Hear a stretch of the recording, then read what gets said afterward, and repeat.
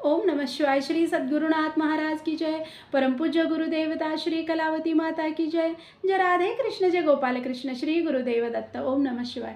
आजचा अनुभव खूप सुंदर। मृण्मयी गडकरी म्हणून आहेत, बुधगावच्या आहेत ताई, पण आत्ता जे राहतात त्या मुंबईला राहतात। तर ताई म्हणत होत्या की गेली 7 वर्ष झालं मी आईंच्या मार्गामध्ये आहे म्हणतात त्या। आणि हां, आणखी एक सांगायचं, तासगावला म्हणजे आईंचं कुठं उपासना चालते एका ताईंनी मला विचारलेलं होतं, खूप दिवस झाले, पण ते माझ्या सांगायचं लक्षात आलं नाही की राम मंदिरमध्ये आता बुधगाव म्हटल्यानंतर माझ्या ते डोक्यात आलं का, तर तिथूनच रस्ता आहे। तर राम मंदिर जे आहे तासगावचं, तर त्या राम मंदिरमध्ये उपासना चालते कलावती आईंची। म्हणजे बालोपासना सकाळी 8 ते 9 आणि बहुतेक त्याच दिवशी भजन असते। म्हणजे तुम्ही तिथं गेला तर आणखी जरा जास्त माहिती मिळेल। मला ते सांगायचं लक्षात राहिलं नव्हतं, तर सॉरी।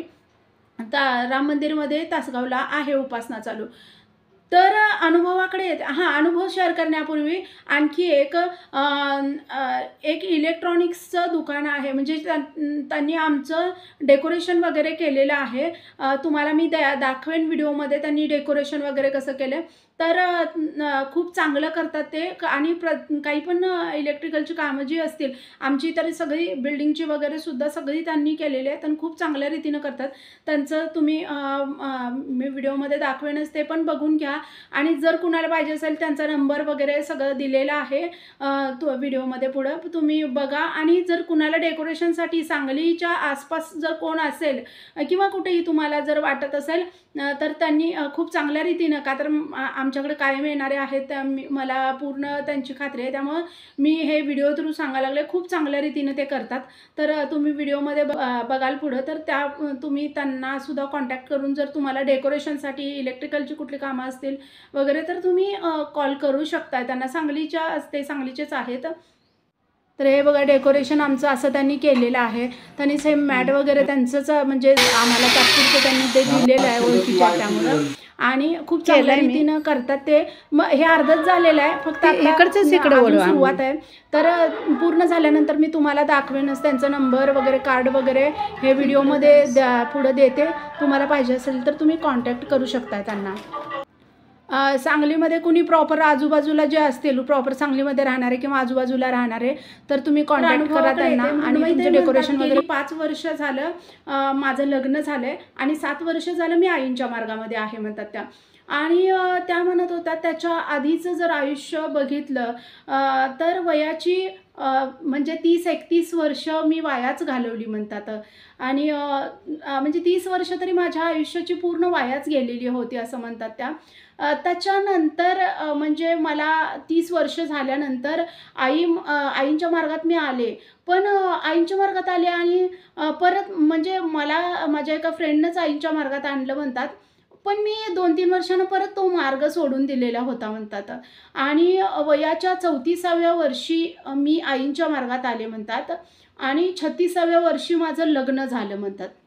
मग त्याच्या आधी मी आईंच्या मार्गात आलेले होते म्हणतात, नाही असं नाही, मी जात पण होते, पण जे प्रॉब्लेम्स होते ते प्रॉब्लेम्स चालूच होते। आणि आपलं कसं असतंय की लगेच आपल्याला रिझल्ट पाहिजे असतो किंवा लगेच आपल्याला हां मी करायला लागले ना तर लगेच, असं नाही आहे। आत्ता कळतंय म्हणतात ते, असं नाही आहे की आपले प्रारब्धाचे भोग सरले पाहिजेत, आपली उपासना तेवढी निष्ठेने झाली पाहिजे, आपले भोग मिटवण्यासाठी तेवढी उपासना घडली पाहिजे, तेवढं नामस्मरण घडलं पाहिजे, तेवढी उपासना घडली पाहिजे, तेवढी चिकाटीनं आपण साध्या हे मी कायम सांगते, साध्या आपण शाळेच्या परीक्षा देताना आपल्याला वयाची 20-20, 25-25 वर्ष अभ्यास करावा लागतो आणि मग आपण जॉबला लागू शकतो।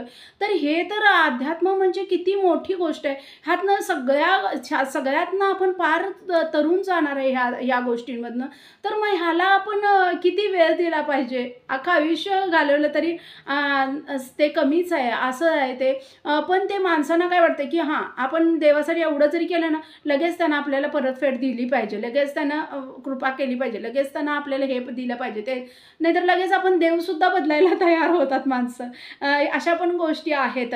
आणि थोडंसं त्रास पडायला लागलं, अरे नाही ह्या देवानं काही हे होत नाही, ते तो देव करूया मग आपण, ते गुरु करूया मग, असं होतं आहे माणसाचं.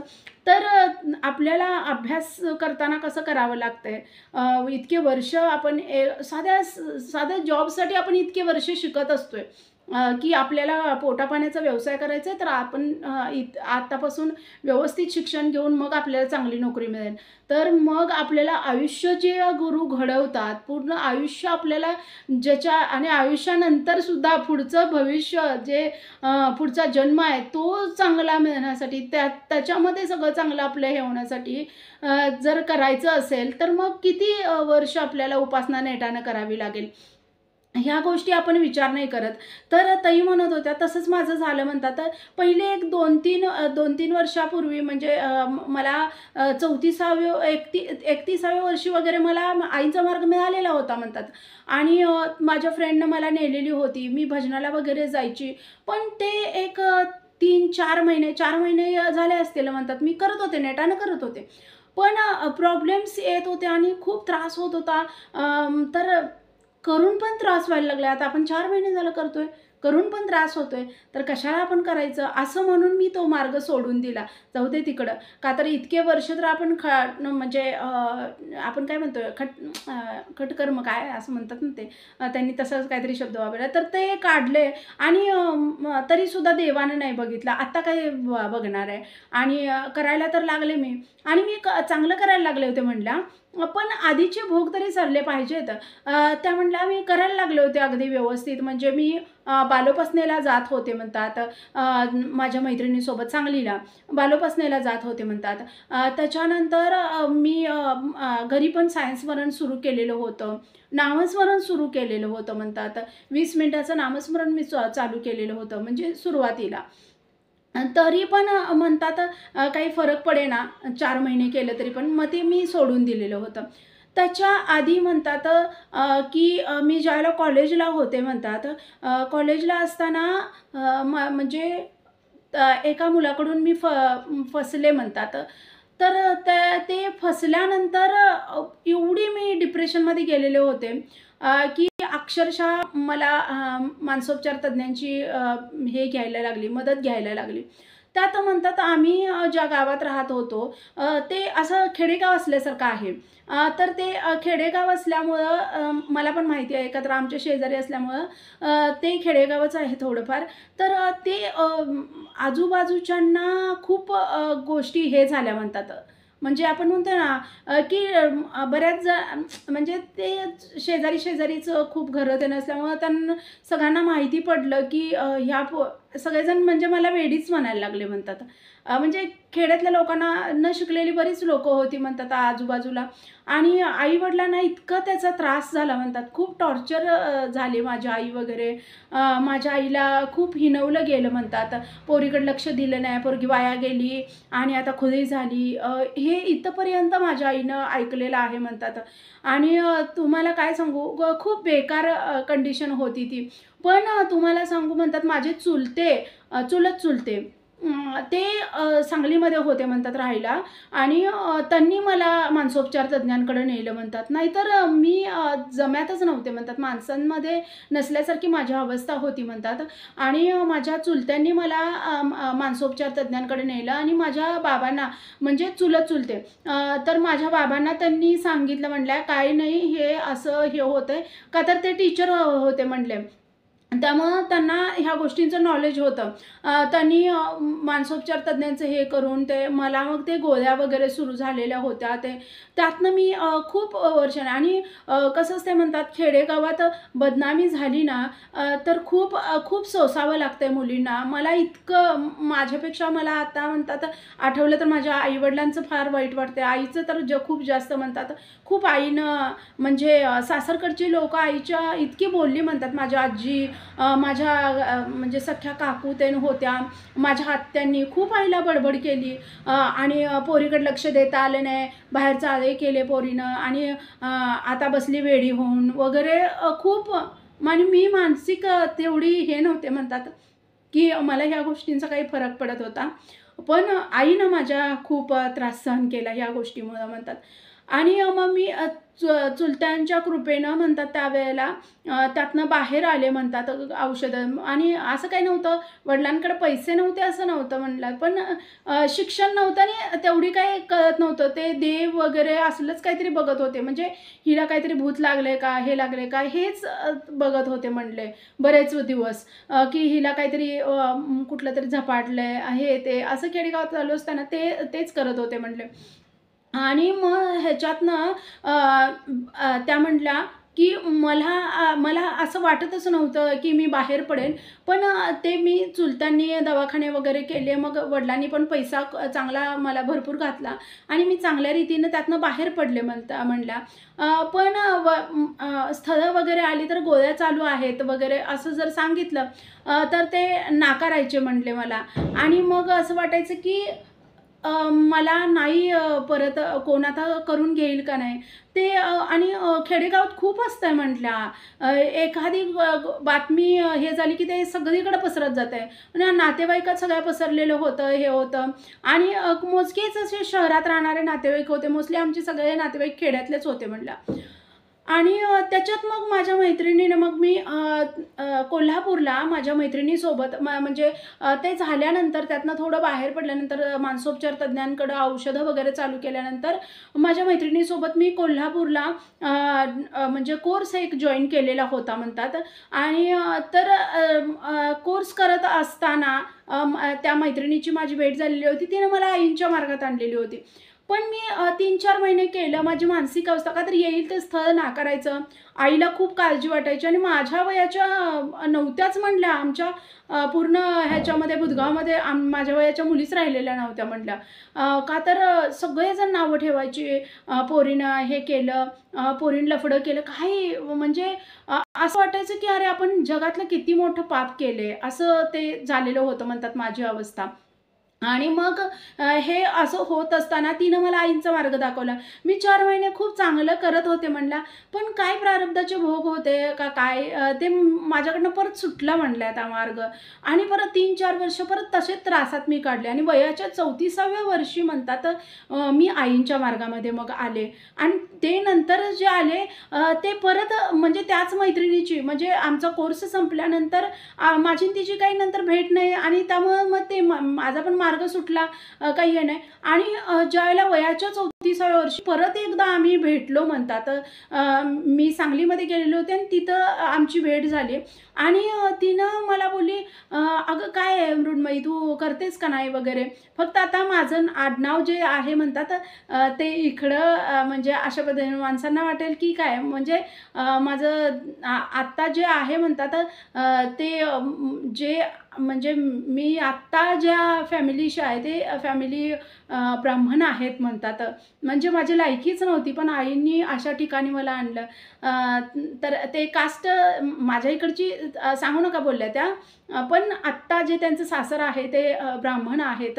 तर त्या म्हणल्या 34व्या वर्षी परत ज्यावेळेला आमची भेट झाली त्यावेळेला ती पुण्याला जॉब करायला लागलेली होती म्हणल्या माझी मैत्रीण. आणि मग मला बोलली अगं मृण्मयी करतेस का नाही आईंचं वगैरे. नाही गं मी काय करत नाही, मला नाही करावं असं वाटत वगैरे. तर तिनं म्हणजे अगं नको असं करू. मी 4 महिने करत होते, किती नाही आणि काय केलं आईने, काय काय करत नाहीत गं, कुठले देव काय नाहीत करत ते, असं मी बोलले. अगं कसं लगेच कसं देवांकडनं आपण अपेक्षा करायची. आयुष्य गेलं तरी एकेकाला लवकर कृपा होत नाही. पण तरीसुद्धा भगिनी करत राहतात आणि केलं पाहिजे. आत्ताच्या मागचे भोग सराईसाठी राहू दे, पण आत्ता आपण केलं तर पुढच्या आयुष्यासाठी तरी नंतर पुढचा आपला जन्म कसा असेल त्याच्यासाठी तर आपली गुरूंची उपासना उपयोगाला आली पाहिजे. ह्याच्यासाठी करायचं असतंय, असं सोडू नको मार्ग वगैरे. तिनं खूप सांगितली मला म्हणली. त्या म्हणल्या खूप मला सांगितलं तिनं. आणि मग मी कुठंतरी तिच्या बोलण्याचा परिणाम झाला. आणि घरी गेल्यानंतर खूप 3-4 वर्ष ती पुस्तकं आईंची जे मी सायन्स स्मरण वगैरे करत होते ती काढली मी परत म्हणल्या. आणि काय आश्चर्य म्हणला, बरोबर त्या दिवशी गुरुवार होता म्हणल्या. आणि म्हणजे आता हा अनुभव त्यांनी श्रावणात खरं तर शेअर करायला सांगितलेला होता. सॉरी मला खूप लेट झाले. खूप जणांचे असे अनुभव आहेत आणि त्या सगळ्या भगिनींना मी सॉरी म्हणेन. 2 बंधू आहेत त्याच्यामध्ये. मी त्यांना खरंच सगळ्यांना सॉरी म्हणेन की त्यांनी इतकं विश्वासानं सांगितलं. पण आता झालं माझ्याकडून खूप वेळ झाला आहे, तर त्याबद्दल खरंच सॉरी. तर आईंना पण मी माफी मागते की त्यांनी हे मला श्रावणात, तर ते श्रावण गुरुवार होता म्हणतात त्या दिवशी. आणि तिची माझी भेट झालेली होती. मी घरी गेले, काढली ती पुस्तकं आणि तिनं मला बोलली, "हे बघ, आज गुरुवार आहे, श्रावण आहे आणि आपली भेट झाली आहे" म्हणल्या. आणि आईंना कदाचित वाटत असावं की तू सोडू नयेस. आणि मग मी रात्री गेले म्हणल्या, काढलं ते. आणि तुम्हाला सांगू, बरोबर मी घरी पोहोचले आणि सगळं आवरून ती पुस्तकं देऊन काढेपर्यंत बरोबर 4 वाजलेले होते म्हणल्या. ते म्हणजे भजनाचं बरोबर टायमिंग झालेलं होतं. आणि मला पण असं वाटलं की अरे खरंच त्यांना वाटतंय काय मी करावं म्हणून. आणि मग मी त्या दिवशी सायन्स स्मरणाला बसले आणि माझ्या डोळ्यातून आपसूक पाणी गळायला लागलं म्हणल्या. आणि सायन्स स्मरण केलं म्हणल्या मी. सायन्स स्मरण केलं. त्याच्यानंतर मी 2 वर्ष उपासना करत होते म्हणल्या. म्हणजे जैसे ते परिस्थिती होती, काही बदल नव्हता. 2 वर्ष म्हणजे खूप मोठा काळ वाटत होता म्हणल्या मला त्या. की काही सरता सरत नाही. त्याच्यामध्ये मला म्हणल्या 5 स्थळं आली. 2 वर्षात 5 स्थळं. म्हणजे आई-वडील कोण दिसेल त्याला हे करत होते. नातेवाईक उगीचच काढायची म्हणून कसली पण स्थळं काढायचीत म्हणल्या नातेवाईक माझे. आणि तुम्हाला सांगू म्हणल्या 2 वर्ष असे इतके खडतर, म्हणजे परत फेरसे एवढ्या गॅपनंतर परत फेरसे चालू केल्यामुळं का काही माहीत नाही म्हणतात, पण खूप त्रास झाला म्हणतात. खूप म्हणजे खूप जास्त त्रास झाला म्हणतात. पण मी ठरवलं आता जाऊ दे, काय असेल ते असू दे. पुढच्या जन्मासाठी तरी ही उपासना उपयोगी होऊ दे. असं माझं तिनं जसं बोललेली ना त्या. आणि मग मी पहिल्यासारखंच 20 मिनिटाचं नामस्मरण, बालोपासना, त्याच्यानंतर सायन्स स्मरण हे सगळं परत सुरू केलं म्हणतात. 2 वर्ष संपत आली म्हणतात. म्हणजे 2 वर्ष संपायला मला म्हणतात 3-4 महिने कमी होते. आणि तुम्हाला सांगू म्हणजे हे माझे जे काका आहेत म्हणले, त्या काकांकडं मी गेलेले होते म्हणल्या. आणि काकांकडं त्यावेळेला काकू खूप म्हणजे मला ज्यांनी मानसोपचार तज्ञांकडे नेलं, त्या काकांकडे मी सांगलीला गेलेलो होतो म्हणून. आणि काकी माझी त्यावेळेला खूप आजारी होती, म्हणून मला काका घेऊन गेले म्हणल्या. आणि काकी म्हणजे तुम्हाला सांगू म्हणतात तिची खूप कंडिशन बेकार होती त्यावेळेला. तर काकांचं डब्याचं वगैरे हाल होत होतं. मग तिचं ऑपरेशन पण झालेलं होतं म्हणतात काकीचं. मग मला डबे वगैरे करायला काकांच्या मुलांचं आणि काकूकडं लक्ष द्यायला वगैरे मला घेऊन गेलीत. आणि गेल्यानंतर म्हणतात समोर एक फॅमिली नवीन राहायला आलेली होती. म्हणजे काकांच्या बिल्डिंगमध्ये नवीन एक फॅमिली राहायला आलेली होती म्हणतात. तर ते अगदी म्हणजे ब्राह्मण होते म्हणल्या. आणि समोरच एकदम आलेले होते म्हणल्या. आणि सेकंड हँड फ्लॅट त्यांनी तो घेतलेला होता. म्हणजे आधीचं कोणाचं तरी होता, तर त्यांनी घेतलेला होता म्हणल्या. आणि ती फॅमिली आणि ते नवीन नुकतेच आलेले होते. काकी पूर्ण असं बेडवरच पडून होती. मग ते 2-3 वेळा आमच्या घरी आले. त्यांना मदत वगैरे थोडी पाहिजे होती, तर काकांची मुलं आणि मीच असायची म्हणला. आणि त्यांचं माझं बोलणं झालं, त्या काकूंचं माझं त्यांनी बोलणं. आणि ते म्हणजे 2-4 वेळा येणं जाणं झालं, सगळं हे झालं. मग त्यांनी म्हणजे काकूची तब्येत बरी होईपर्यंत मी राहिले. त्यांना काही माहीत नव्हतं. त्यांना वाटत होतं ह्यांचीच मुलगी आहे का काही. म्हणजे हे टीचर आहेत आणि ह्यांची ही मुलगी आहे असं त्यांना वाटत होतं. आणि तुम्हाला सांगू काकू जवळजवळ 3 महिने आजारी होती.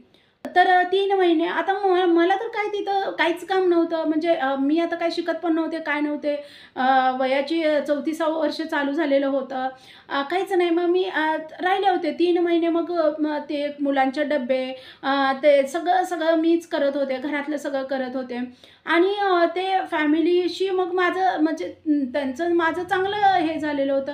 मग त्या यायच्या आमच्या घरी. तर मी भजन वगैरे करत असायची त्यावेळेला. आणि मी बालोपासना करायची, नामस्मरण ते तिथं करत असायची म्हणला. आणि त्यांनी एक 2-3 वेळा बघितलेलं होतं आणि काकू जरा नंतर बरी व्हायला लागल्यावर फक्त बेडरूममधून आणून तिला सोफ्यावर वगैरे झोपवलं जायचं. तिथं मग त्या काकू यायच्या, तिथं बसायच्या म्हणल्या. मग ती मी करतेली कामं वगैरे त्यांनी बघितलेली होती. तर मग त्यांनी असं त्यांनी आधीपासूनच खूप चांगल्या फॅमिलीशी बिलॉंग करत होते म्हणल्या. त्यामुळं त्यांनी असं जात वगैरे हे केलं नाही आणि हे सगळी आईंनी कृपा घडवून आणलेली होती म्हणल्या.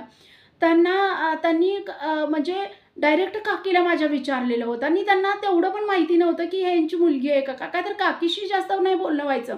मीच कधीतरी आणि त्यांनी फक्त माझं काम करणं आणि मी पूजापाठ करताना ते बघणं वगैरे हेच त्यांनी फक्त बघितलेलं होतं. गॅलरीत ज्यावेळेला मी तुळशीला वगैरे हे करायची, हे त्यांनी बघितलेलं होतं म्हणल्या. तेव्हा त्यांना असं वाटायचं मुलगी चांगली हे आहे. पण मी चांगली खूप झाली एक चूक, पण आयुष्यात असं परत कधी नाही हे केलं. त्या म्हणतात पण आईंनी ज्या लोकांनी मला वाईट ठरवलं म्हणतात त्या आईंनी म्हणजे दाखवून दिलं की ही खूप चांगल्या पद्धतीने संसार करेल आणि ही चांगली आहे. फक्त खेडेगावात ह्या गोष्टींना खूप जास्त उहापोह केला जातोय म्हणतात त्या गोष्टींचा आणि खूप म्हणजे कॅरेक्टरलेसच असं ठरवलं जातं ते चूक करणं म्हणजे. आपल्या दृष्टीनं त्या चुका असतात म्हणतात. आपण एखादी चूक करतोय आणि कोणतरी आपल्याला फसवून जात आहे, आपल्याला ते कळत नाही म्हणतात आणि आपण फसतोय पण बऱ्याच वेळेला फसूनसुद्धा आपण कॅरेक्टरलेस असं आपल्याला हे केलं जातं म्हणतात. मग तसंच माझं झालेलं होतं म्हणतात आणि मग त्यांनी स्वतःहून म्हणजे त्यांनी कास्टचा विचार केला नाही म्हणतात. असं काही नाही की आमचं लव्ह मॅरेज वगैरे काहीच नाही म्हणतात तसं. मी त्यांचा मुलगा पण आमच्या इथं नव्हता म्हणतात राहायला. तो नव्हता, फक्त काकूच होते म्हणल्या, दुसरं कुणी नव्हतं. आणि तर त्यांनी स्वतः मुलासाठी त्यांच्या 2 मुलींची लग्न झालेली होती म्हणल्या आणि त्यांनी विचारलं एकुलता एक माझा मुलगा आहे वगैरे म्हणून ते आणि मुंबईला जॉबला असतोय वगैरे.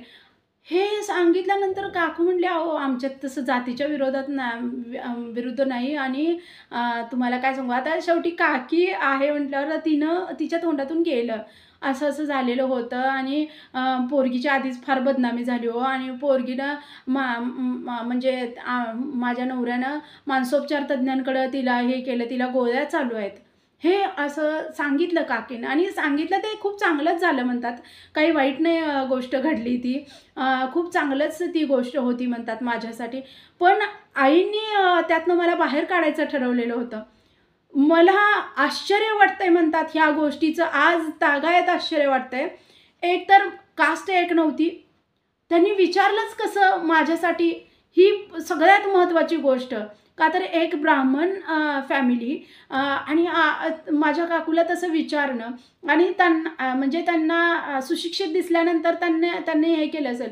पण काकूनं माझ्या सांगितलं की बुधगावात राहतात, खेड्यात वाढलेली आहे ती आणि नाही होत म्हणजे तिनं काही वाईट केलं असं मी म्हणणार नाही म्हणतात.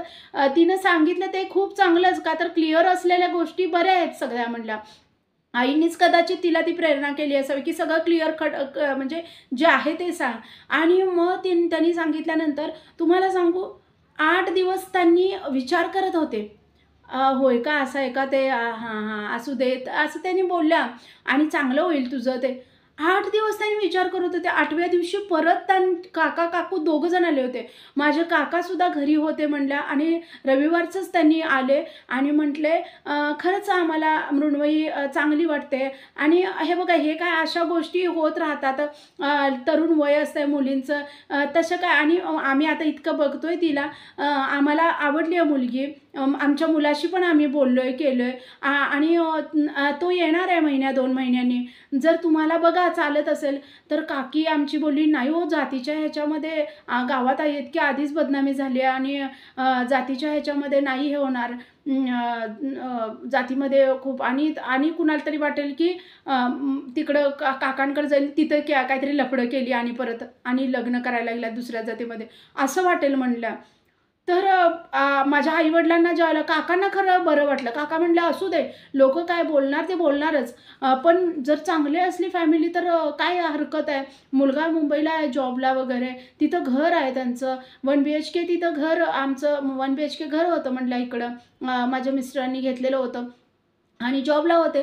तर ते त्यामुळं सगळेजण म्हणायला लागले नको नको, पण काका माझे म्हणायला लागले असू दे, मुलीचं चांगलं होतंय ना, तर कुठंतरी चांगलं होतंय. तुम्ही लोकांचा विचार करून काय, तिचं इतकं वय झाले, एखादं पुढून येते तर ती श्रद्धा जिथं आहे त्या गुरूंनीच तिच्यासाठी काहीतरी निवडलं असेल कदाचित.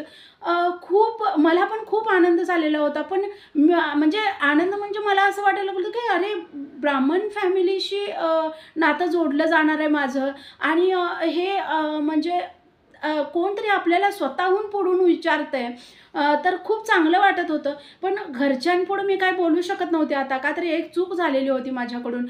तर त्या म्हणतात ज्यावेळेला आईला वगैरे माझ्या काकांनी सांगितलं, माझ्या बाबांना सांगितलं, नाही म्हणायला लागले, पोरगी तशीच आयुष्यभर घरात राहू दे, तसलं काही नको, परजातीत करून देणं आणि परत त्यांनी कधीतरी काहीतरी सुनावणं, किंवा लोकांनी मला म्हणणं की तिकडे जाऊन काहीतरी लफडं केलं असेल म्हणून ब्राह्मण घरात करून दिले, ब्राह्मणाचे आहेत घरातले, आणि इथं आपल्या गावात बिवात आले तर त्यांनी तर काय म्हणतील, त्यांनी काय इकडचं तुमचं तिथलं ह्याच्यातलं बघितलं आहे शहरातलं, आणि इथं आलं तर त्यांना काय हे तर काका म्हणले त्यांना घेऊन यायचं आपण घरी, त्यांना दाखवायचं, त्यांना जर पसंत पडलं तर असू दे, नसलं तर राहू दे.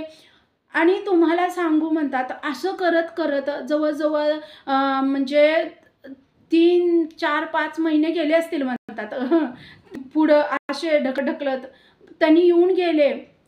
त्यांनी परत म्हणजे माझे मिस्टर आले म्हणतात बघायला वगैरे ते, आणि त्यांनी पण सांगितलं पसंत आहे आम्हाला मुलगी. त्यांच्या आईवडिलांना पसंतच होतं. माझे आईवडील 2-3 महिने, परत 4 महिने विचारच नुसतं करत होते की नाही बाबा, जातीत आम्हाला आयुष्यभर बोलणी खावं लागतील, आम्हाला आयुष्यभर बोलणी खावं लागतील, हेच त्यांचं. पण काकांनी माझ्यानंतर आणि आईंनी तुम्हाला सांगू अशी कृपा केली की माझ्या आईवडिलांचं मतपरिवर्तन झालं, नाही तर होणं शक्य नव्हतं, वाटतच नव्हतं म्हणल्या. तर आईवडिलांचं माझ्या परिवर्तन त्यांनी केलं काकांनी. काकांनी म्हणण्यापेक्षा काका एक माध्यम होते, त्यांच्या आयुष्यभर उपकार ह्या आयुष्यात तर फिटणार नाहीत म्हणतात त्या, पण पुढच्या जन्म घेतला तर त्यात सुद्धा फिटणार नाही. पण आईंनी त्यांच्या करवी ह्या गोष्टी करवून आणल्या म्हणल्या, आणि झालं. मग माझं त्या नाही नाही म्हणत नातं जुळलं आणि लग्न झालं म्हणला. लग्नानंतरचे दिवस कधीही मला त्रासाचे नव्हते. ते 2 वर्ष काही जे त्रासाचे होते ते खूप त्रासाचे होते म्हणतात. त्या 2 वर्षात इतक्या परीक्षा झाल्या, खूप म्हणजे खूप. मी तुम्हाला सांगू म्हणला 2-2 वाजेपर्यंत एक वेळेला रडत बसायची. अशी स्थळं आणलेली होती माझ्या नातलगांनी, गावातल्या वगैरे, ते अशी स्थळं आणलेली होती की असं वाटायचं अरे जगात किती सगळ्यात मोठं पाप आपणच केले का काय. अशी स्थळं मला आणायची. मी 1-2 वाजेपर्यंत अशी बसून मी रडायची म्हणला. आणि माझ्या आईवडिलांना बोलणी त्यावेळेला तर मी अगदी नॉर्मल झालेले होते, आणि कोणतरी आले आणि कुणाची लग्न झालेत, कुणाची म्हणजे माझ्याबरोबरच्या मुलींना मुलं झालेली होती, ते कोण आले केले की आई खूप रडायची, आणि तिचं रडणं बघून मला असं हुंदका आवरायचा नाही म्हणला. मी हमसून रडायची म्हणला, आणि त्यात गोळ्या वगैरे चालू होत्या. तुम्हाला सांगू म्हणला माझं लग्न झालं, माझ्या गोळ्यासुद्धा बंद झाल्या म्हणला. तुम्हाला काय सांगू म्हणलं, आईनी इतकी कृपा केली म्हणला. आणि आता मी मुंबईला असते म्हणला, आणि तुम्हाला सांगू आईनी आईंच्या कृपेनं मला कधी जन्मातसुद्धा वाटलं नव्हतं अशी फॅमिली मला मिळाली म्हणल्या. माझे सासू सासरे असू देत, माझ्या नंदा असू देत, माझा नवरा, सगळ्यात मेन महत्त्वाची ती गोष्ट आहे, मला असं वाटलंच नव्हतं इतका चांगला नवरा, इतकी सुशिक्षित फॅमिली मला मिळाली, हे माझं भाग्य नव्हतंच म्हणला. हे सगळं आईंनी घडवून आणलेलं आहे म्हणत होत्या ताई. सगळं आईंची कृपा झाली. 2 वर्ष झाली लग्नाला, मुलगा पण झाला म्हटला मला, आणि इतकं प्रचंड हे झालं म्हटला. आणि माझा मुलगा बरोबर श्रावणात झालेला आहे म्हटला. श्रावण सोमवारी माझा मुलगा झालेला आहे म्हटला. सगळ्या आईंची कृपा होती म्हटल्या. आणि किती वर्णन करावं तेवढं कमीच आहे म्हटल्या. आता 1-1.5 वर्ष झालं म्हटलं आम्ही अनुग्रह घेऊन आलेलो आहे. नवरा बायको आम्ही दोघं पण अनुग्रह घेऊन आलेलो आहे. म्हणजे मला कधी वाटत नव्हतं म्हटलं मी ह्या सगळ्या गोष्टींमधून कधी बाहेर पडेन. पण आईनी इतकी मोठी कृपा केली, इतकी मोठी कृपा केली की आज मी ज्यावेळेला गावात जाते ना, ज्यावेळेला माझ्या गाडीतून मी उतरते ना, तर जी लोक माझ्या आईला नावं ठेवत होती, निंदा करत होती, सगळेजण हे करत होते, ते इतके कौतुकानं माझ्याकडे होतात. पोरगीनं नशीब काढलं, पोरगीनं नशीब नाही काढलं म्हणतात त्या आईंनी माझं नशीब घडवलं. जे म्हणतात ना की आईला वगैरे पोरगीनं नशीब काढलं, आता जे म्हणतात त्या लोकांना फक्त माझं एवढंच सांगणं असेल की माझं नशीब मी नाही काढलं, पोरगीनं आईचं नशीब नाही काढलं, माझ्या आईंनी माझं नशीब घडवलं आहे, असं त्या म्हणत होत्या. तर असे छान छान अनुभव सगळ्यांना येऊ देत. व्हिडिओ आवडला तर like, share and subscribe. Shri Sadgurunath Maharaj की जय. परमपूज्य गुरुदेवता श्री कलावती माता की जय. जय राधे कृष्ण, जय गोपाल कृष्ण, श्री गुरुदेव दत्त. ओम नमः शिवाय.